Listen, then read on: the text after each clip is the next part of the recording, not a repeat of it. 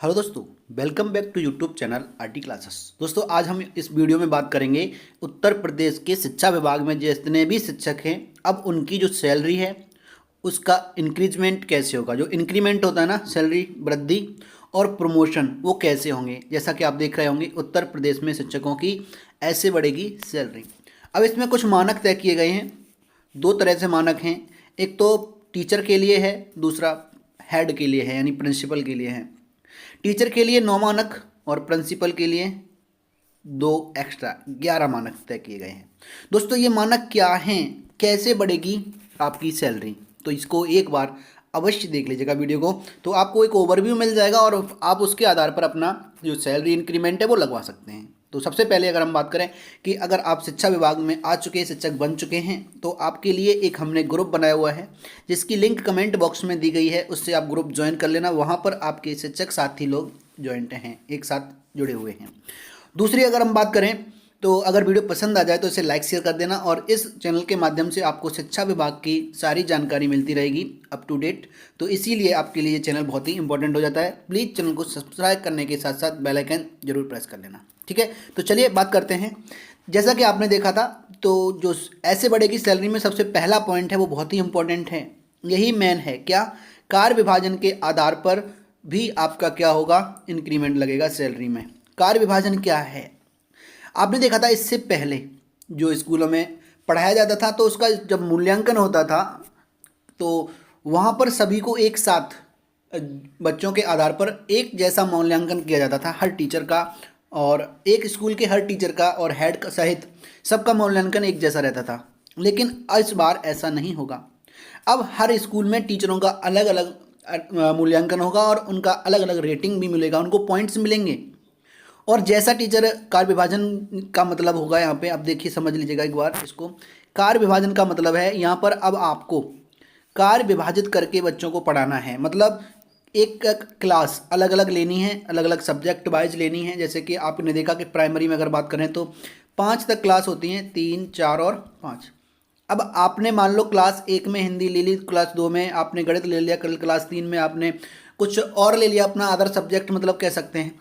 अब उसके बाद जब इंस्पेक्शन पे होगा, विजिट होगी, उसके बाद आपसे ये देखा जाएगा कि बच्चे का, मान लीजिएगा कक्षा 3, क्लास 3 में बच्चे से गणित पूछा गया। अब ये देखा जाएगा कि गणित में उस बच्चों का मूल्यांकन कैसा रहा और वो गणित पढ़ाता कौन सा अध्यापक है, और उससे के अकॉर्डिंग उसे रेटिंग दी जाएंगी।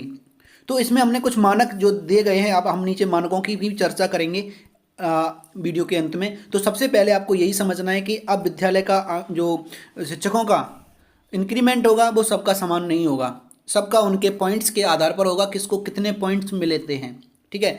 इसके अलावा अगर हम बात करें 9 पॉइंटों में, दूसरा अगर एक आगे देखो, यहाँ पर लिखा हुआ है, अब अध्यापकों को 9 मानकों के आधार पर प्रमोशन एवं सैलरी में वृद्धि यानी इंक्रीमेंट होगी। जो आपका वृद्धि होगी वो सैलरी में, वो किसके आधार पर होगी? 9 मानकों के आधार पर होगी। अगर इन 9 मानकों में आपका अच्छा है तो आपकी ज़्यादा सैलरी बन जाएगी, और ये 9 मानकों में आप थोड़ा कम है तो आपकी सैलरी में इंक्रीमेंट कम लगेगा। दूसरा एक और देखो, यहाँ पे लिखा हुआ है, प्रधानाध्यापक के लिए 9 + 2, 2 अतिरिक्त। अतिरिक्त इसलिए क्योंकि वो इंचार्ज होते हैं, तो विद्यालय के कह सकते हैं वातावरण, मूलभूत सुविधाएं, जो 14 पैरामीटर तय किए गए हैं स्कूल के कायाकल्प के तहत, कायाकल्प योजना के तहत, तो उनको किस तरह से उन्होंने क्रियान्वयन किया है उसके तहत उनको 10 पॉइंट मिलेंगे। जैसा भी ये रेटिंग मिलेगा वैसे पॉइंट मिलेंगे, मैक्सिमम 10 तक होते हैं। उसके अलावा रिपोर्ट कार्ड तैयार करने के लिए, जारी करने के लिए बच्चों के जो, तो उनके लिए भी उनके लिए 10 पॉइंट डिसाइड किए गए हैं, ठीक है। तो इस तरह से उनके हेड, स्कूल के हेड का प्रमोशन और इंक्रीमेंट लगेगा। अगर हम बात करें मानकों की शिक्षकों के लिए, तो स्कूल में शिक्षक द्वारा नामांकन, मतलब शिक्षक ने कितने बच्चों का नामांकन अपने द्वारा कराया है, कितने बच्चों में, मतलब आपने बच्चों को लेकर आए हैं एडमिशन कराने के लिए, ठीक है। दूसरा, आउट ऑफ स्कूल बच्चों की संख्या, आउट ऑफ स्कूल बच्चों की संख्या के आधार पर भी होगा। जैसे कि देखिए, आपको बता दूं, वैसे तो पुराने टीचर्स को पता होगा, सबकी जानकारी है, लेकिन जो नए हैं उनको बता दूं, आउट ऑफ स्कूल का मतलब होता है आपका स्कूल जिस गांव में है उस गांव में कितने ऐसे बच्चे हैं 6 से 14 वर्ष के जो स्कूल में नहीं जाते, किसी भी स्कूल में नहीं जाते, ऐसे बच्चों की काउंटिंग करनी है।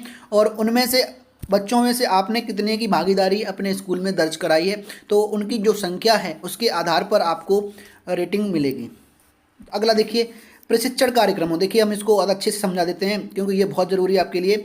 प्रशिक्षण कार्यक्रमों में भागीदारी, जो आपके प्रशिक्षण होते हैं ना दीक्षा ऐप के माध्यम से, लिंक के माध्यम से जो आप करते हैं, तो वो प्रशिक्षण आपने कैसे किए हैं, कितने प्रशिक्षण किए हैं और आपने कितना समय दिया है उनको, क्वेश्चन का आपके कितने क्वेश्चन सही रहे हैं, उस आधार पर आपका होगा। ठीक है। इसके बाद दीक्षा पोर्टल पर सक्रियता, आप दीक्षा पोर्टल जो ऐप है उस पर आप कितने सक्रिय रहते हैं, क्या क्या एक्टिविटीज़ करते हैं, ठीक है, उसके आधार पर भी मिलेगा।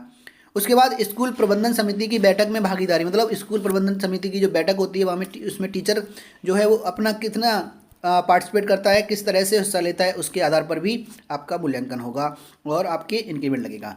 अगला है विद्यार्थियों द्वारा पुस्तकालय का प्रयोग, जो कॉर्नर लाइब्रेरी है, तो कॉर्नर लाइब्रेरी का प्रयोग जो छात्र हैं उनमें रुचि किस तरह से बढ़ाई गई है, किस तरह से उन्हें उपयोग करना सिखाया गया है, विद्यार्थी कितने इसके प्रति कह सकते हैं मोटिवेट हो चुके हैं और प्रयोग किस आधार पर कर रहे हैं, कितना कर रहे हैं, इसके आधार पर भी रेटिंग दी जाएगी। ठीक है। अगला है निष्ठा कार्यक्रम के तहत सभी प्रशिक्षणों में हिस्सा लेने पर 10 पॉइंट मिलेंगे।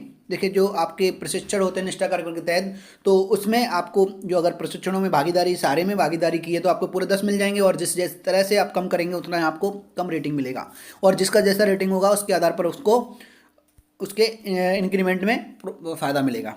चलिए लास्ट विभाग द्वारा जारी गाइडलाइंस के क्रियान्वयन के आधार पर भी इसका मूल्यांकन किया जाएगा, तो इस रेटिंग के आधार पर आपका इंक्रीमेंट होगा।